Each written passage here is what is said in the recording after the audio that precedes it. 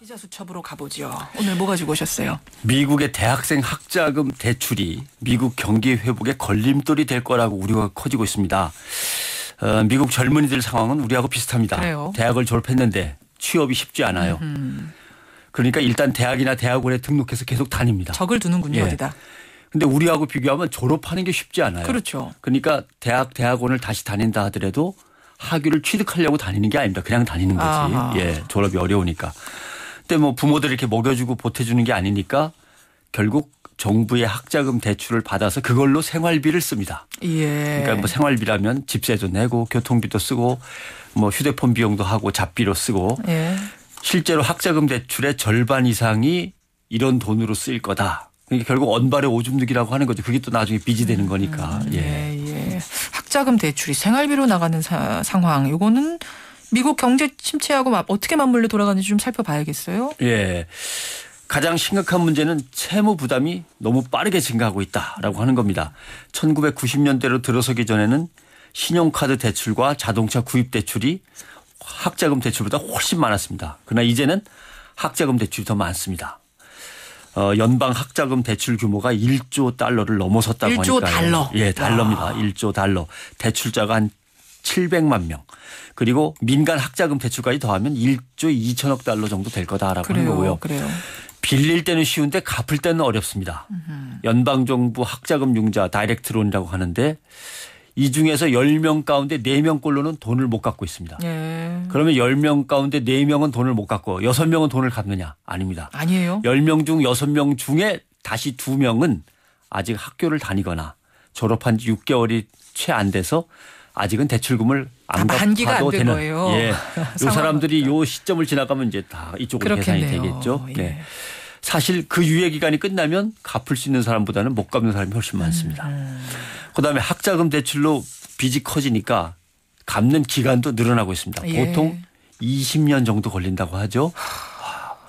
오바마 대통령이요. 학자금 빚에 쪼들리다 미국 연방 상원의원이 될 쯤 해서 대출금을 다 갚았다고 합니다. 오바마 대통령이요? 대통령이. 예. 그래요. 심각한 거죠. 그다음은 연체율. 예. 집을 담보로 이제 돈을 빌릴 때가 있지 않습니까? 예. 그러고 못 갚으면 이제 그걸 주택담보대출 연체율이라고 계산을 하는데 예. 이건 자꾸 낮아지고 있어요. 돈을 잘 갚아서. 근데 학자금 대출 연체율은 자꾸 높아지고 있습니다. 그래요. 예. 석 달 이상 돈을 못 갚아서 학자금을 못 갚아서 심각한 채무 불이행으로 분류된 경우가 전체의 11.5%. 예. 액수로 따지면 1240억 달러 우리나라 돈으로는 133조 원 정도 되는 건데 예. 엄청난 규모가 학자금 연체로 남아있는 거죠. 미국 경제가 아까 회복이 안 되니까 계속 이러는 거죠? 그렇죠. 경제 회복이라는 건 사실 부동산 경기 활성화에 달려 있습니다. 그런데 학자금 대출로 빚이 많으니까 젊은 사람들이 집 사는 걸 포기하는 거죠. 악순환이네요. 네. 미국 젊은이들이 지금 집 사는 걸 미루고 아예 신용카드를 다 가위로 잘라버리고 예. 자동차 사는 것도 자꾸 미루고 이렇게 긴축에 들어가고 있어요. 이렇게 되면 결국 미국의 내수 소비가 위축되고 주택담보대출 시장도 침체되고 경기가 계속 악순환되는 거죠.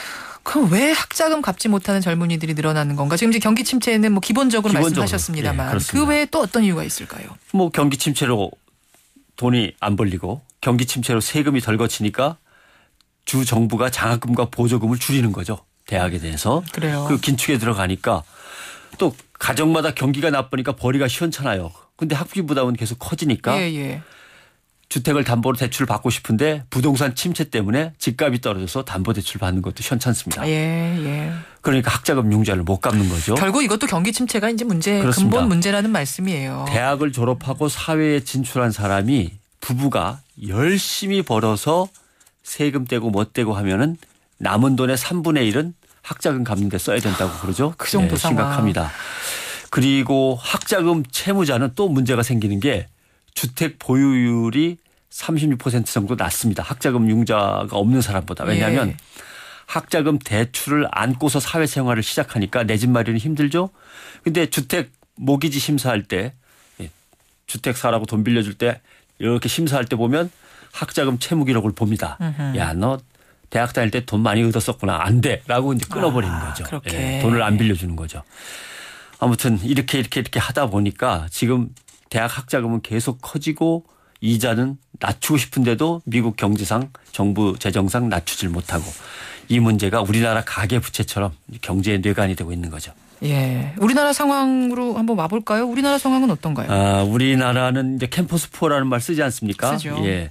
학자금 대출이 2005년부터 시작됐는데 역시 못 갚는 학생들이 늘고 있습니다. 학자금 대출을 못 갚아서 법적 제재 조치를 당한 사람이 2011년에 보니까 1,012명에 70억 원 정도 됩니다. 규모가. 2012년엔 1,800명으로 늘고 규모도 111억 원으로 늘었어요. 많이 뛰었네요. 요건 이제 2011년, 12년 비교고 2009년과 2012년을 비교하면 3배 정도 늘었거든요. 근데 이건 이제 은행 대출을 못 갚는 사람들 얘기입니다. 실제로 저축은행에서 빌린 사람도 있을 거고. 제2금융권. 그다음에 대부업. 그렇죠. 예, 고금리 대부업에서 대출을 받아갖고 진짜 혼쭐 나는 사람도 있을 거고. 예. 이것까지 이제 합치면 더 커지죠. 게다가 우리 젊은이들은 스펙 쌓느라고 돈 쏟아부어야 될 곳이 또 있잖아요. 예, 스펙 그러니까 푸어까지 이중고 짊어지고 있지 등록금 않습니까? 푸어에 스펙 산이라고 쏟아붓는 것까지 해서 두 개죠. 캠퍼스 푸어, 스펙 푸어. 그러니까요. 예. 지금 우리나라 이 대출금, 학자금 대출금에서 기본적인 거는 아무튼 금리가 조금 높습니다. 특히 연체 이자가 너무 높아요. 이거 좀 낮춰줘야 되고요. 말씀하신 대로 사람을 키우는 교육 구조가 가난뱅이를 만들어내는 구조입니다. 이 구조를 놔둔 채 뭐 복지 어쩌고 이 좀 우스운 얘기가 되는 거죠. 강한 구조 조정과 대학 교육 체제의 혁신이 일어나야 됩니다. 안 그러면 미국을 그대로 따라가게 돼 있어요. 우선 지방 국공립대 지원을 강화해서 지방 국공립대의 수준과 규모를 크게 키워야 됩니다. 그래서 싼 가격에 가고 싶은 사람들은 지방 국공립대 가도록 거기에 좀 사람이 바글바글 해도 어쩔 수 없는 거죠. 뭐 사립대에 비싸게 돈 주고 갈 사람은 가라 그러는 거고요. 예.